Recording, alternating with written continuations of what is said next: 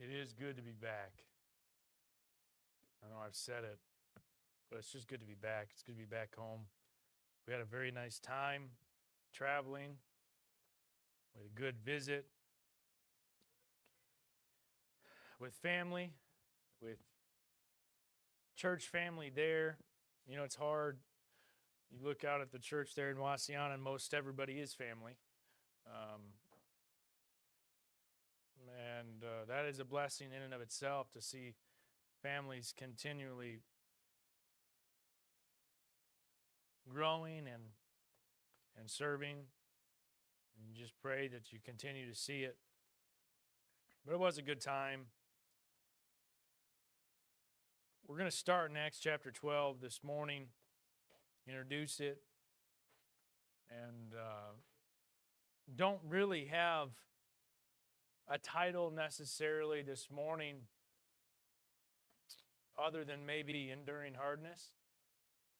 If I was to maybe put a title to it, or Hardness as a soldier, something along those lines. But what I'd like to do is pick up in Acts chapter 12 and read verses 1 through 6 this morning for our text, and then we'll go to the Lord in prayer.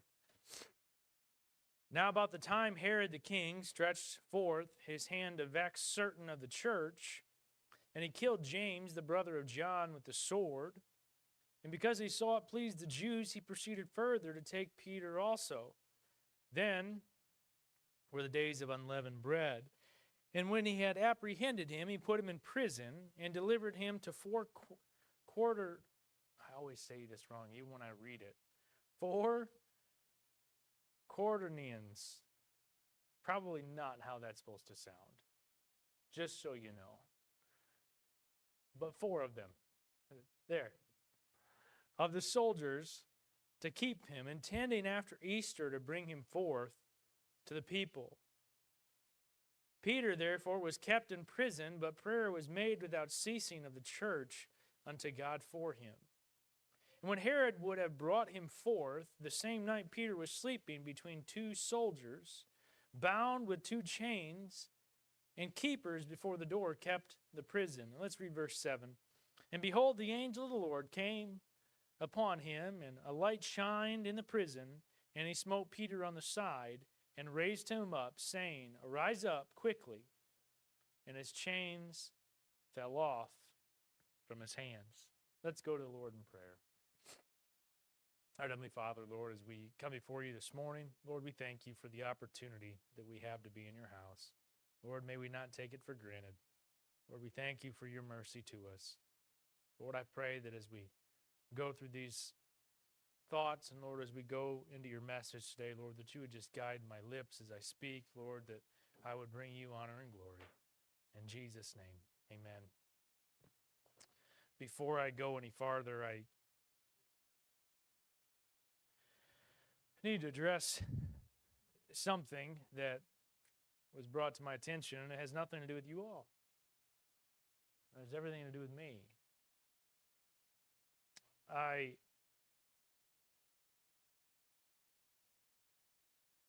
got a message before we left from somebody a pastor I care very deeply about, and just told me how offended he was at something that I had said in a message. Actually, it was the Sunday's message on Acts. And proceeded to rebuke me, and I was very thankful for it, because he was right. I didn't even realize what I said. So I took the message down as to hope that it would not be a discouragement to anybody else. But what I said when we were in Acts 11 and just talking about the blessings and the desire to go help other people, what I said didn't really make sense to me. And I didn't really even remember saying it, but I said something to you all about why. I didn't even tell you the why. I said people in Ohio and Michigan don't drive an hour to church. And that was wrong of me to say that. And I really started to question and ask myself, why did I say that? In hopes, and immediately as it was pointed out to me what this brother said to me, and I repeatedly apologized over and over again, to which he was very gracious, and I very much appreciated it. I just thought, I hope nobody heard it. I got back a hold of the brother, and I said, do you think I need to write letters apologizing? Because I don't wish to, be a discouragement to anybody, to offend anybody. And the best advice he could give was say, just publicly apologize in your message. If they heard it, maybe the Lord will give them grace to hear it again. And so I apologize to you first and foremost that I would divide those things with a comment of that nature, but also I apologize if anybody heard it that may listen to this down the road. See, what I said was wrong because it was a blanket statement, as it was described. And this brother said, be careful catching anybody with a blanket. And he was right. But who I was talking about, just so you all know, was me. When I really got down to it, when I really searched why in the world my head would think that way, I could only come back to myself. There was a time in which I was miserable, and I wasn't serving the Lord as I should. And I thought I knew everything. And there was a time in which I wanted to leave the church I was at, and the nearest church was an hour and 20 minutes away. I didn't want to drive an hour to church. I didn't want to be that person. So instead of me saying that and really understanding that, as I spoke, I generalized it. And so if anybody in here, first and foremost, thinks that about what I said, I was wrong. And you must know that. There's no reason to divide the unity between sister churches, number one. Number two, there's no reason to discourage anybody else. And I said it on last Sunday from the pulpit in Wauseon. I said, and you could hear the message, I'm sure. I didn't go into quite as much detail, but I said I was wrong. The message we taught on last Sunday by God's grace was a message on being teachable, being able to learn through affliction. And I very easily, in my flesh, could have been mad that somebody told me I was wrong. But I was so thankful. I was so upset that I would hurt someone, but I was thankful that the Lord gave me a spirit to be taught. And that's where we need to be. Why I would process things like that, other than the fact the Lord wanted to teach me a lesson, humble me maybe, which I welcome to be humbled. But I'm thankful for it. I'm thankful for godly men that are willing to step up and tell me when I'm wrong. And I pray that my heart, when I tell people these things, my heart as we even talk, and it went all the way into Wednesday's sermon that we had to do via audio, talking about how to treat each other, how to treat an elder, how to treat a younger. It went into that. And it just, the Lord worked it out. And so, sure, was I upset maybe for a second? No, I really wasn't even upset for a second that somebody would tell me I was wrong. I was just upset at the damage that it was caused. So you need to know, first and foremost, before we get into the message today, I'm not perfect. And you know what? There's probably times where I'm going to say something that's wrong to you. And there's probably times where if you come and ask me something and I say, give me a minute, you need to give me a minute. Sometimes we get into the habit of you want to know what you want to know now, and I can't do that because that's when things cause a problem. But I'm thankful, and I hope that that can be your spirit too. Through humility, we can learn because the Lord blessed me from it. Now, as we get into Acts chapter 12, and I wanted to say that to you all, and I also wanted to say it in case anybody that did hear happened to listen again, that they be not offended, and also that they understand that I don't have all the answers. I'm just really starting to learn. But I'm thankful for it. In verse 1, we see now about the time that Herod the king stretched forth his hands to vex certain of the church, we start to see the context of Acts chapter 12. I wanted to spend a little bit of time, more or less, this morning setting the stage for Acts chapter 12. Now, we bounced back and forth quite a bit over the last several months between Acts and chasing some other studies, and today the Lord's going to put us right back on Acts and 1 Timothy, and we're going to, until the Lord changes us again, we're going to barrel right on through Acts for quite some time on Sunday mornings. Now, we see that it says, about the time Herod the king. There's 3 Herods that I want to talk about this morning. This time period, even though we've continued to kind of bounce, we've been in Acts, we need to understand where we're at. Herod, this Herod is King Herod Agrippa. Now, his reign would have placed this time period somewhere, and if you're note takers, once you understand this for context, place this happening somewhere between 41 and 44 AD. Most commentators that I've tried to study in thinking on some of the events that take place in this chapter place this in 44 AD. I say that loosely because I don't know. I can't pinpoint that it is 44 AD. I don't know that that's the most important part that I do know. The Bible gives us a description of who the king was, so therefore we can pinpoint a date and a time. And that tells us that it's somewhere around 10 to 11 years after Christ was crucified and rose again. So some things have happened in that amount of time. Now, if we look, King Herod Agrippa is the grandson of Herod the Great. Now, Herod the Great was known, and we'll just look at it very briefly. I want you to understand who the king was, and just keep this in your mind for the context going forward.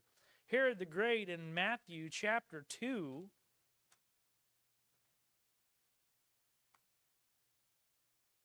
I like history. I know some of you do too. And I do think that we forget that the Bible contains real history, real things to learn. Now, in Matthew chapter 2, in verse number 16, then Herod, this is a different king. This is Herod the Great. This is the grandfather of Herod, the one that we're speaking of in Acts chapter 12. Then Herod, when he saw that he was mocked of the wise men, was exceeding wroth, and sent forth and slew all the children that were in Bethlehem, and in all the coast thereof, from 2 years old and under, according to the time which he had diligently inquired of the wise men. Then was fulfilled that which was spoken by Jeremy the prophet, saying, in Ramah there is a voice heard, lamentation and weeping and great mourning, Rachel weeping for her children, and would not be comforted because they are not. Now, we won't go any farther because our context was picked up enough in the previous verses. We see that Herod Agrippa, king here in Acts chapter 12, was following in his grandfather's footsteps. You know, Herod the Great wanted Jesus killed. So you look at the acts of these men, the acts of the one that was taught. Here in verse number 1, Herod the Great killed all the newborn males 2 years and under. What a guy. What a coward, you might say. That continues on. A coward would be another word to call the Herods, right? Now, Herod Antipas, we won't go there for time's sake, would be Herod the Great's son, or Herod Agrippa, who we're talking about in Acts 12's father. Now, what was he known for? The beheading of John the Baptist.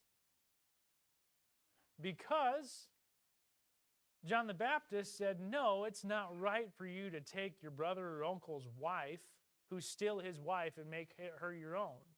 And she didn't like that. And again, he was a coward, so he killed John the Baptist by beheading him. Then that same Herod wanted to see Jesus because he wanted him to perform miracles, being that he was a Galilean, before Jesus was crucified. And so they brought him before Herod, and as Jesus wouldn't do anything that Herod had said, Herod is the one that placed that garment on him and mocked him. Again, we just see a family of cowards, right? So now we get to King Herod Agrippa and what he did. He was a politician. He didn't stand for anything. Back in verse 1, now about the time Herod the king stretched forth his hands to vex certain of the church, and he killed James, the brother of John, with a sword. And because he saw it pleased the Jews, he proceeded further to take Peter also. Again, we see that they raised a bunch of cowards. They wanted to do whatever pleased the people. King Herod Agrippa did the same thing. King Herod the Great was worried that Jesus was going to take from him. Then we see Herod Antipas didn't like what he was told. Didn't like that Jesus wouldn't perform for him. And now we get here to the one that wanted to be popular, the one that wanted to be a politician, the one that wanted to do all the things that would gain favor with the Jewish leaders for his reign. Well, we won't get into it necessarily, but King Herod Agrippa, who we're talking about, was killed shortly after this. Can't do things the wrong way and expect a blessing from them. Can't lead people selfishly and expect something to come out of it. This brought persecution to the Christians in the area. The way that King Herod Agrippa was living naturally brought persecution. That's where we get back to verse 1, where it says, now about the time Herod the king stretched forth his hands to vex certain of the church. Well, that's James. And we'll see Peter. Now, go to verse number 2. Verse number 2 says, and he killed James, the brother of John, with a sword. I think that people don't understand how important this verse is. It's important for many reasons. Number one, it's important because it's the only other time that we see an apostle's death mentioned in the Bible. The Orthodox religions, the whole realm of Catholicism and how we worship these past and gone saints is ridiculous. Because the Bible does not go in and clearly outline how great and wonderful these men were. We only get told that James was beheaded by a sword. That's it. You start looking at the other ones, how do we know how so-and-so died? How do we know how Peter died? Matter of fact, you could go into Fox's Book of Martyrs and find it, but where else are you going to find it? You have to go back to historical context to find these things. And it's so wrong that people take St. Peter and St. James and St. John and this one and that one and put them up on a pedestal and worship them. It was this simple. Because King Herod Agrippa wanted to please the people, and James, in the historical side, was so against what he did, he took James and he beheaded him. And the historical side of this goes that the one that was the keeper of James was so moved by James's faith in the Lord, he was saved and beheaded with James. But we're not to worship James. We're to worship Jesus.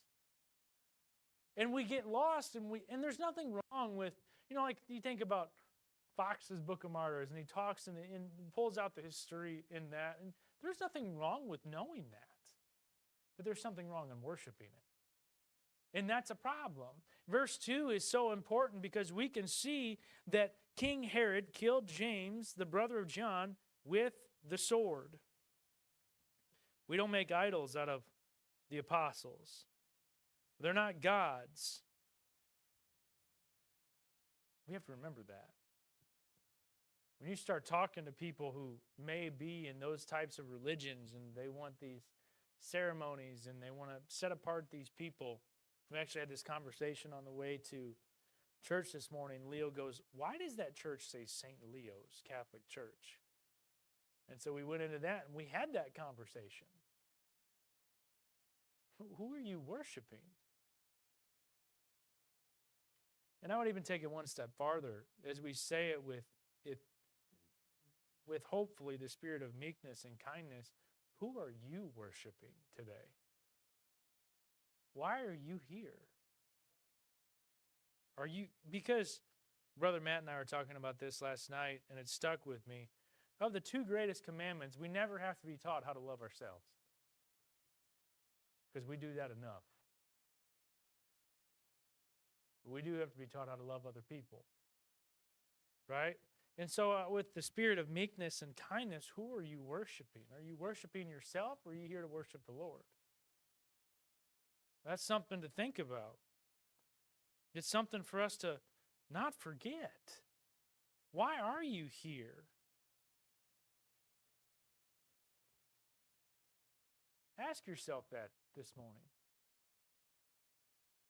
Why are you here? What for? Do you really want to worship the Lord this morning? Do you really want to hear from the Lord this morning?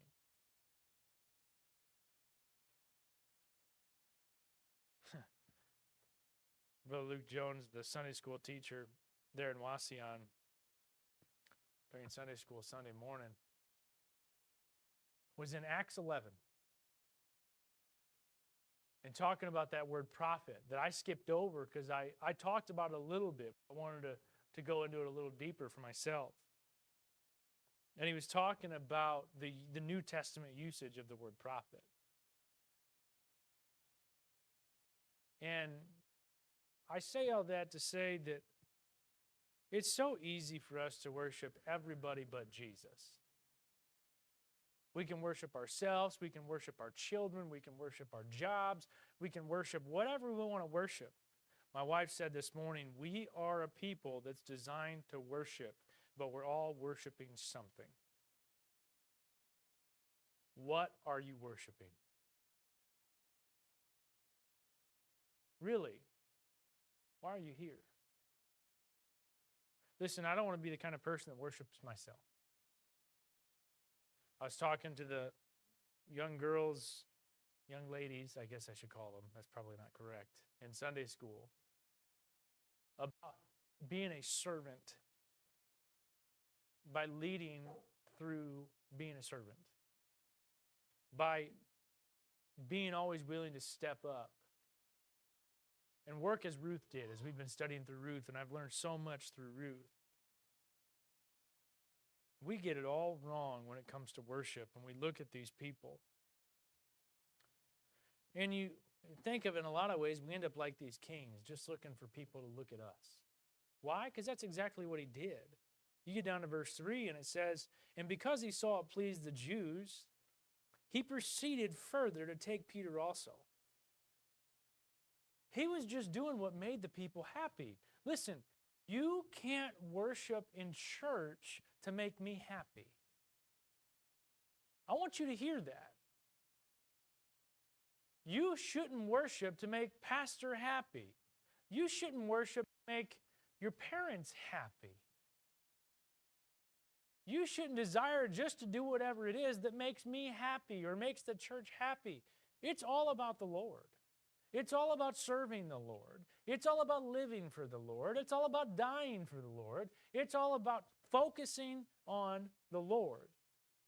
King Herod did whatever it was that he could do because he was trying to make the Jewish leaders happy. Boy, how well that worked for him. He died in 44 AD. Later, I think it's in the later 20s in the verses.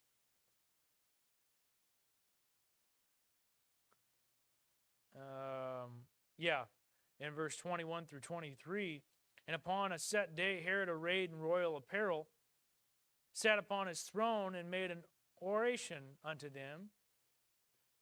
And the people gave a shout, saying, It is the voice of a God and not of a man. And immediately the angel of the Lord smote him, because he gave not God the glory, and he was eaten of worms and gave up the ghost. You want to know what happens when you worship men? Men die. Men fail. God doesn't. So you look at these first 3 verses, and I was just so moved as I studied in these first several verses of Acts chapter 12 before we really got into Peter. Because a lot of people preach on Peter. They preach on these middle verses of Acts chapter 12. Peter walking through walls and shackles being gone. But I was just so moved to think about Herod the king and the time and where he came from.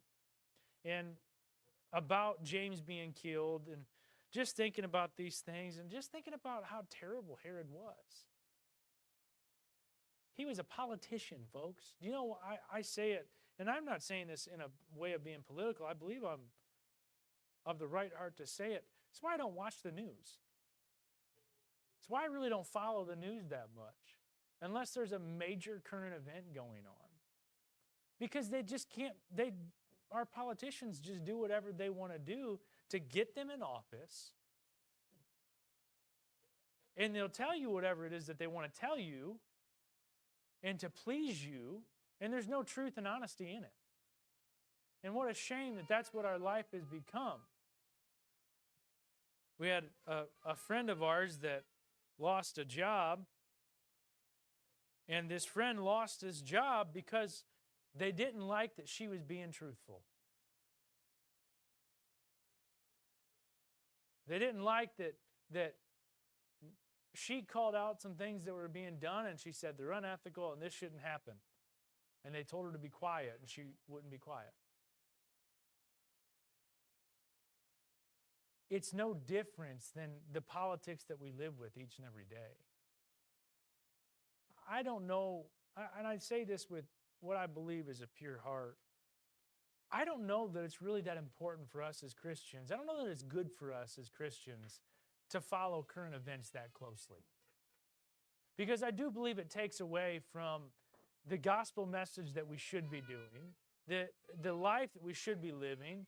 I mean, if you're sitting there and you're listening to the radio, you're watching TV, or you're looking at it on social media, what other things could you be doing than being fooled by a bunch of politicians? I remember when my brother was in Navy intelligence, he told me, he said, most of what you hear on the news has happened 2 weeks ago, but not the way they say. And that was like the light bulb moment for me. Well, then why do I even want to listen to it?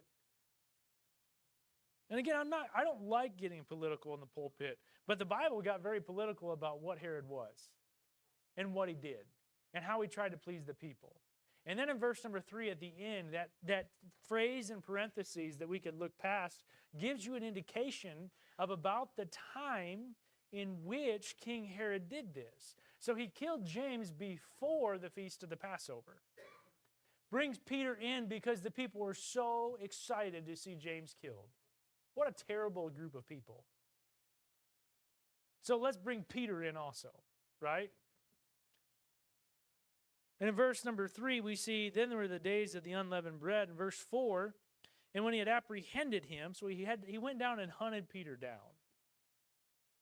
He sent people out to go hunt him down.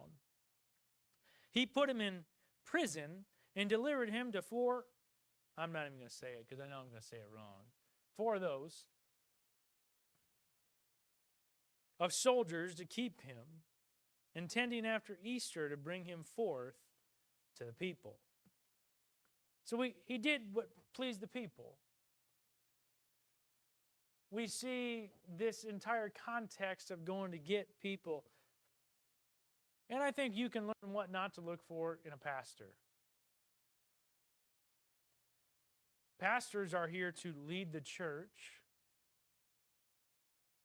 as they're led by God to do so. Pastors are not here to be political minds that do the bidding of what the church wants. Pastors are responsible for the church. Nobody called me on Tuesday. Not one person called me on Tuesday and said, I think we need to cancel church. But I was looking ahead and thinking, we really need to get ahead of this sickness so that we can meet on Sunday.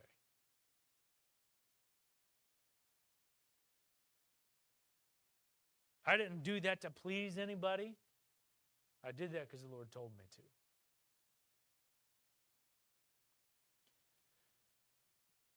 But you can learn a lot about a leader and their works and their intentions by what they do. You can learn a lot about a pastor by what they do. You can learn a lot about a people by what they try to get their leaders to do or how they try to manipulate their leaders. I've been in and around the ministry now for over 10 years in this capacity. I've been in and around it, and unfortunately, hearing the stories of a preacher's kid and my grandfather, and one thing that people in churches do very well is they manipulate. Just like a politician. They manipulate people. They manipulate the pastor. They manipulate the pastor's family, children, wife. They manipulate other people in the church. And that's a hard, hard thing to pastor with.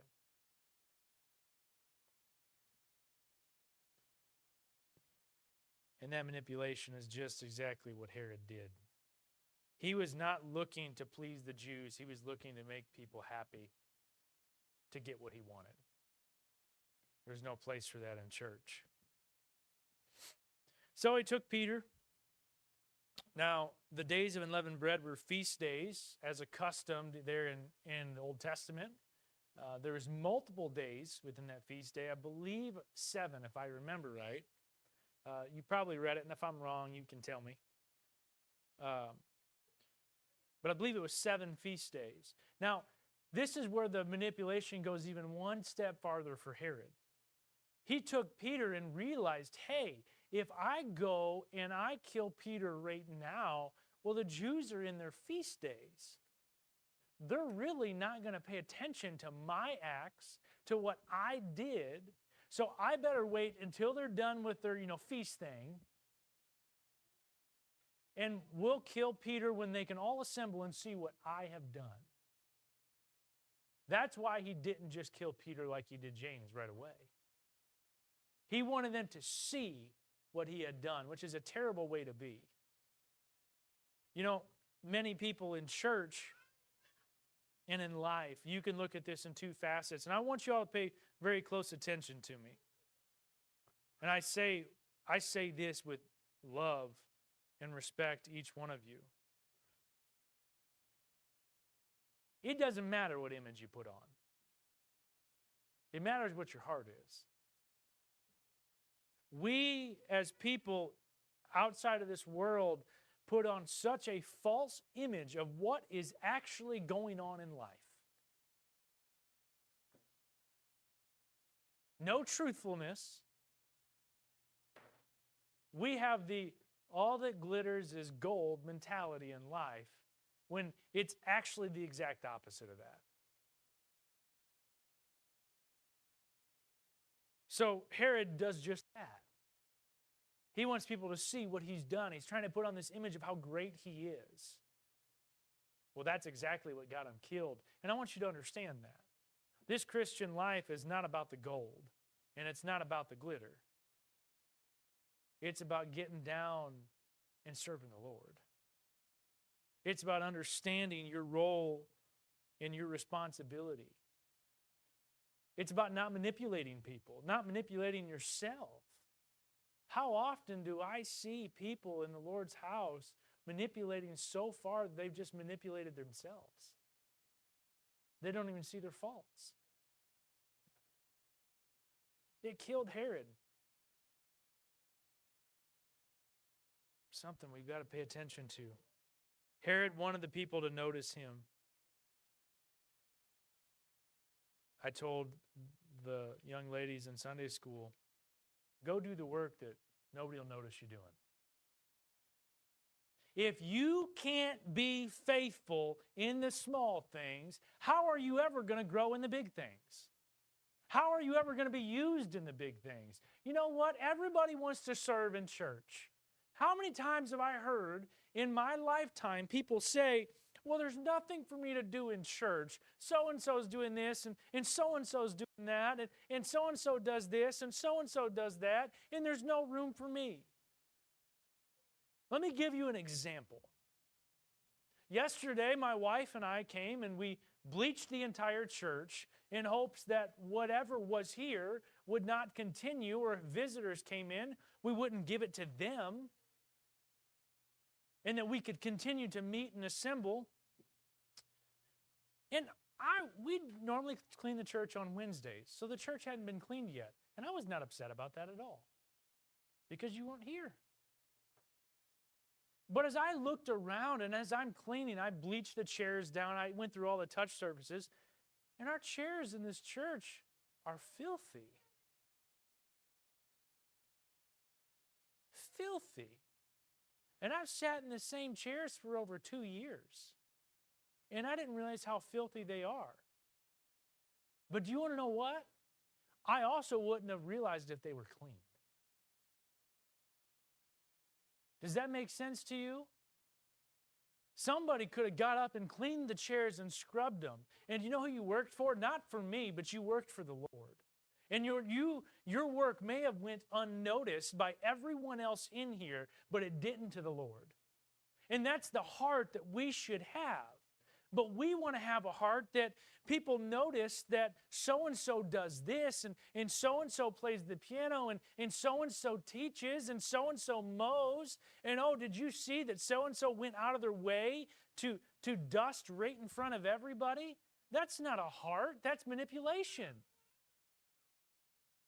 And I see that even as we're looking at Herod, we have to be faithful. I told the young ladies, I said, go do these things. People want to complain that there's nothing for them to do in church. No, there's nothing that they want to do in church because it doesn't make them look good. That's not that heart that you should have. Back in Acts chapter 11, as we were talking about that church there in Antioch and how they sent people out, sure, they went by the hands of Paul and Barnabas. Sorry, I had to think back for a second. They got to be the ones that brought things in, right? Oh, everybody wants to be Paul and Barnabas so that they look good. Look at how that ended for them. Look at how their life ended. Look at the hardships that they faced as good soldiers for Christ. I fear too often that we do things to be noticed, not do things for the Lord. We do things with the heart of Herod, not do things with the heart of Peter, perhaps, or Jesus.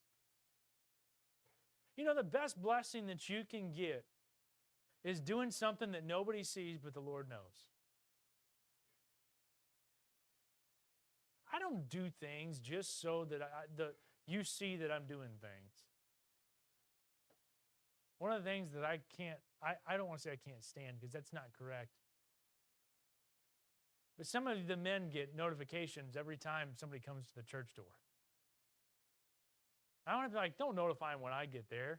Not because I just don't want any pride in the fact that I'm here working or doing something on the church. I just want to work for the Lord. Herod was all about himself. If you were all about yourself, you will end up like Herod, one way or the other. You have to have a willingness to serve the Lord. So, verse number 4. And when he had apprehended him, he put him in prison and delivered him to 4 quaternion, whatever that is. I'm telling you, I can't say it. That's 16 people. That's 16 soldiers. Herod did everything he could to guard him with 16 soldiers. Now, we won't get much into verse 4 because I really felt so burdened. Just to talk about the context, the setting, to talk about Herod, to talk about us and our desire to serve the Lord. But I will tell you this, that word Easter in verse number 4, that gets everybody's attention, is the only time the word Easter is found in the Bible. That's it. Now, it's derived. Everybody says it was misinterpreted, which would mean the Bible is wrong. Well, I don't believe the Bible's wrong. I don't believe it was misinterpreted. It was interpreted from a Chaldean word, and Easter in the Chaldean language is I believe, the goddess of,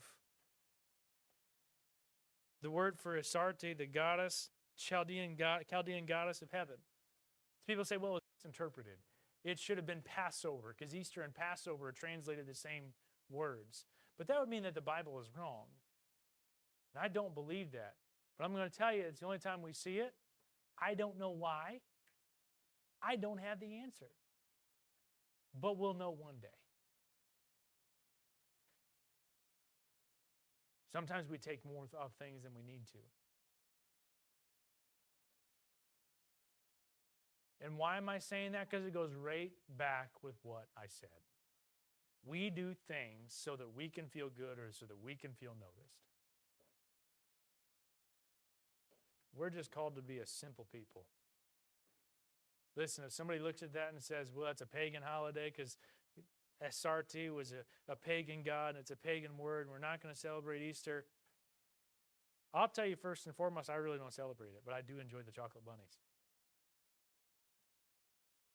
Nobody in my house dresses up as an Easter bunny and goes hopping around. That would just be weird. But I'll take the chocolate bunnies if any of these listeners feel bad for me and they'd like to send me some chocolate bunnies. I like peanut butter in them. My poor wife. We're going to have a baby in October. I need some sustenance. I'll take the chocolate bunnies and peanut butter. But how much do we do things for our own image? It's the heart that I want you all to look at. James was killed. Peter was imprisoned. And Herod ends up dying. And it all became a heart problem. James died for the Lord. Historically, we see that the guard that guarded him was saved, was so moved by him, was saved. What a blessing if that is historically accurate and true. The Bible, to the best of my knowledge, does not say that. But there's times in history where you have to look at those things. I'm not going to preach a whole message on it because it's not in the Bible. But again, to my knowledge, unless I've missed it, but we see how important it is to first remember when and where we're dealing with time. We get a time point. And you could go and look and study on your own what happens in this era or in this area between 41 and 44 AD and have a better understanding, and it may help you. Last thing I'll say, because I know I'm already over.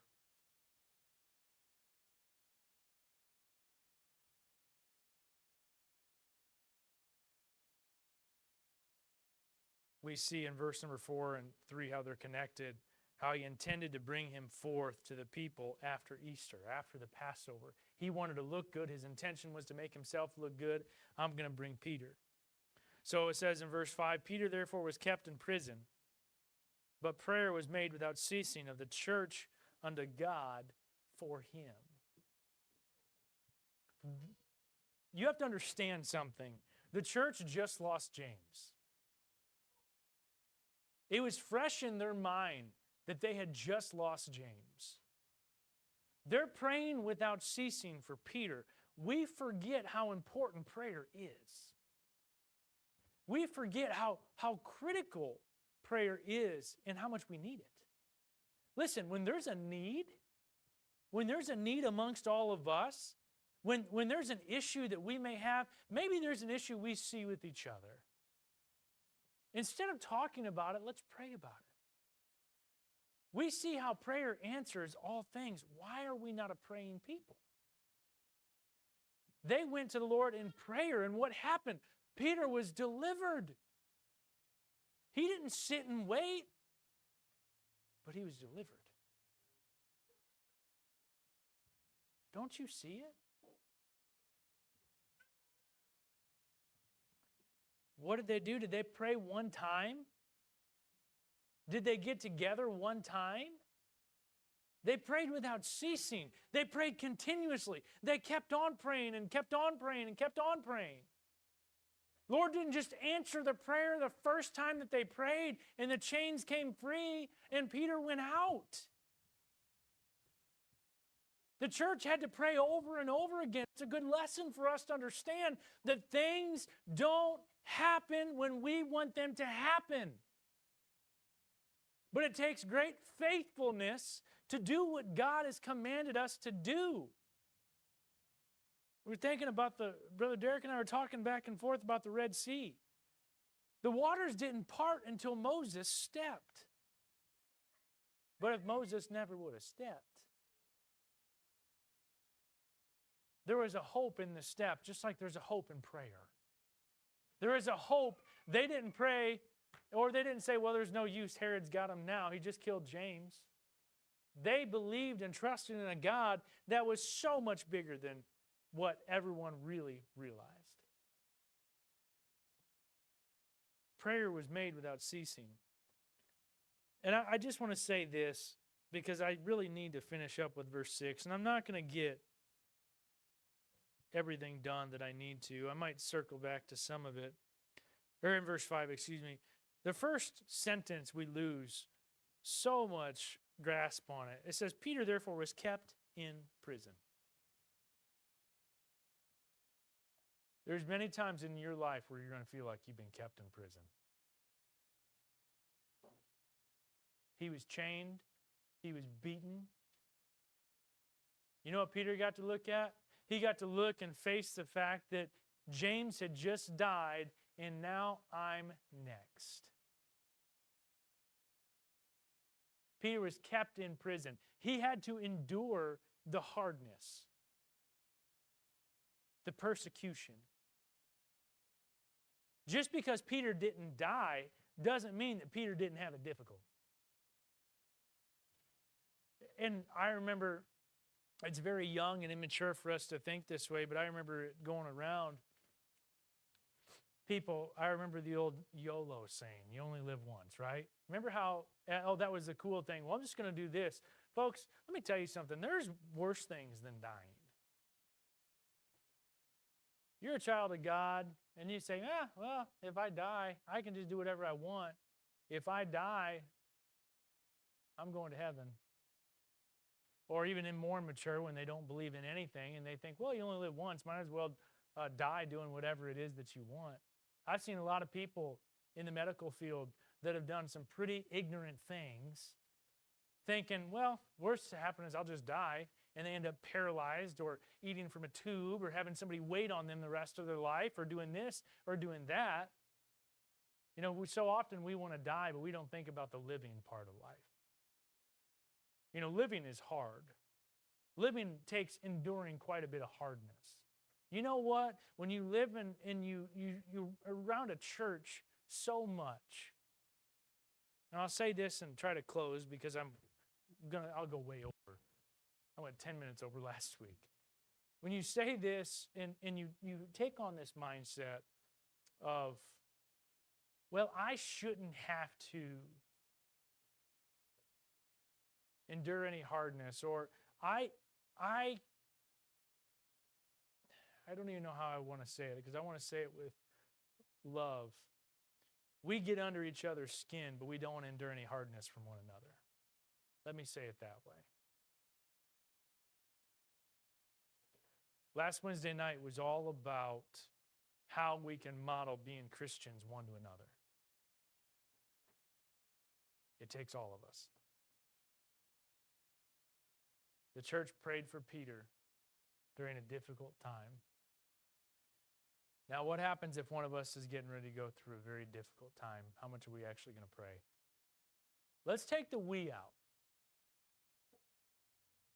If you're a member of Faith Missionary Baptist Church in Murray, Kentucky, how much are you going to pray? How much time are you going to set apart to pray? Or are you going to have to be reminded to pray?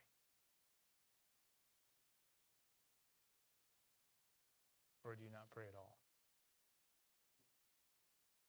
The church saw the blessing from being together in unity and praying without ceasing to see Peter get out. And he went forth.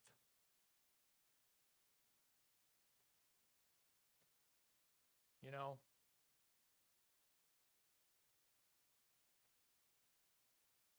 I think we need to be a lot more mindful. As I started the message, we need to be mindful on who we're serving. We need to be mindful on why we're here.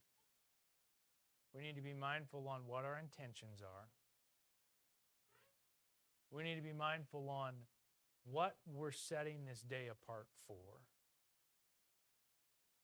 and how much we really care. Because I fear that caring is out the window for a lot of us many times. We have no empathy towards any of us, towards each other.